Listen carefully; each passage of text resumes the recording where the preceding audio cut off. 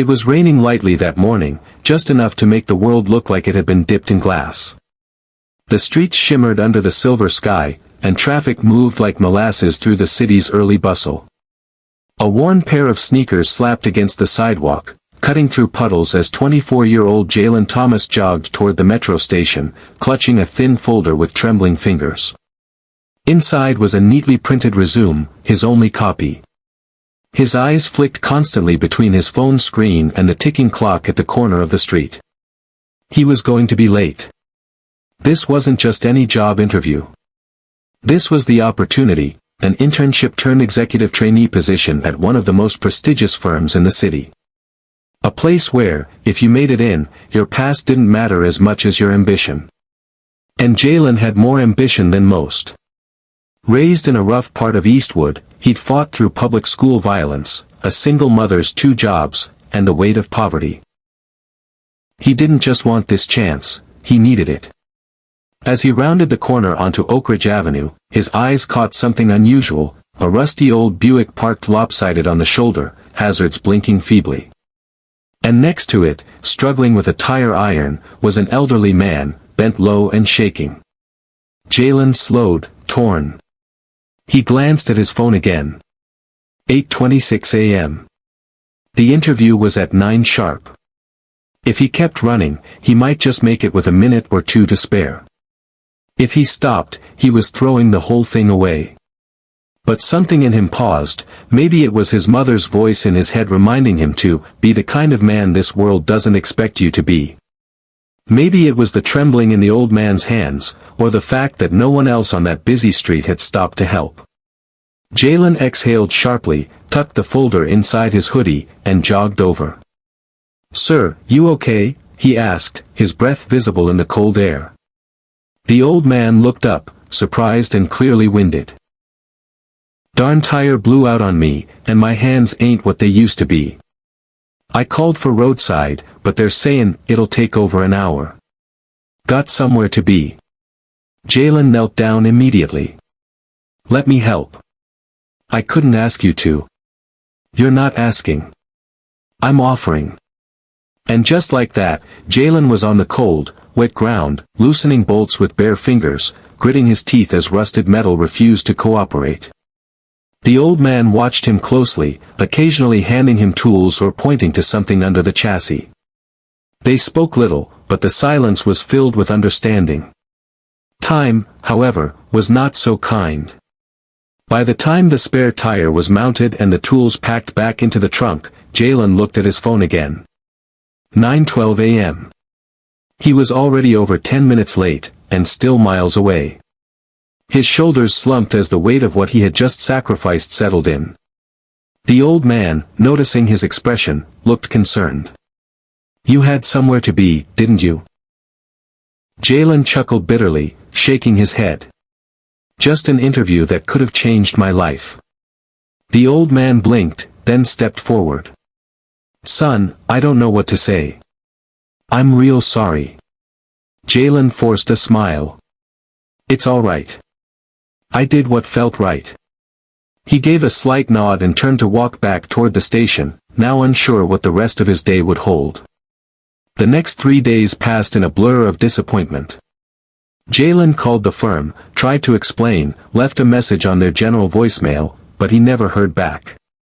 He applied for other jobs, followed up on old leads, but none of them felt right, none of them had the weight of the one he'd lost. He didn't tell his mom, she had too much on her shoulders already, and he tried to keep his spirits up for his little sister, who kept asking if he was going to wear a suit soon. Then, on the 4th day, an envelope arrived. It was thick and embossed with golden letters, Elliott and Monroe Enterprises. Jalen's heart nearly stopped. He tore it open with trembling fingers and found a letter, typed on crisp parchment, and signed in blue ink. "Mr. Thomas. We recently received a very intriguing account of a young man who sacrificed a crucial opportunity to assist someone in need. That someone happened to be me. The way you responded, with humility, empathy, and selflessness, speaks volumes about your character, far beyond what a resume or interview ever could. That morning, I wasn't dressed in my usual suit. I wasn't being escorted by assistants or chauffeured in a company car. I was simply a man in need. You didn't see a CEO, you saw a human being. And I saw a leader. I'd like to formally offer you the position of executive trainee, effective immediately. Report to the front desk this Monday morning at 8 a.m. Sincerely. Raymond Elliott. CEO, Elliott and Monroe Enterprises. Jalen sat on the edge of his bed, staring at the letter. His mind raced. That old man. That was Raymond Elliott. He stood, pacing in disbelief, laughter and tears bubbling up at once. No way, he whispered to himself, holding the letter like it was made of glass. The following Monday, he stepped into the building, tall glass panels, polished marble floors, and men in suits moving briskly through the lobby. But it was Jalen who drew the eyes of the receptionist. She smiled warmly and handed him a badge before leading him to the executive floor. And there, standing near the window, wearing the same cap and coat Jalen had seen before, was Mr. Elliott. "You clean up well, Jalen," he said with a grin. Jalen smiled nervously. "I almost didn't believe it was real." "Oh, it's real. I meant what I said. I don't need people who can impress me in interviews. I need people who do the right thing when no one's watching." Jalen took a deep breath, feeling the weight of all the years that had led to this moment, his mother's sacrifices, the late-night studies, the jobs he worked just to keep the lights on. All of it had led to a split-second decision on a rainy street. That moment had changed his life. As the weeks turned into months, Jalen rose quickly through the company. He wasn't just good at what he did, he was trustworthy, driven, and compassionate. Employees came to him for advice. Executives leaned on him for insight. And Mr. Elliott, now a mentor and friend, often reminded the board, "We didn't find Jalen through a recruitment ad. We found him on the side of the road, doing what mattered." Years later, when Jalen was promoted to vice president, a young intern nervously approached him after a meeting and asked, "Sir, how did you get started here?" Jalen smiled, leaned back, and replied, "I missed the most important interview of my life, because I helped someone with a flat tire." Turns out, that was the interview.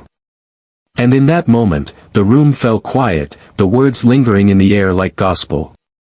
Because Jalen's story had become more than just a tale of luck.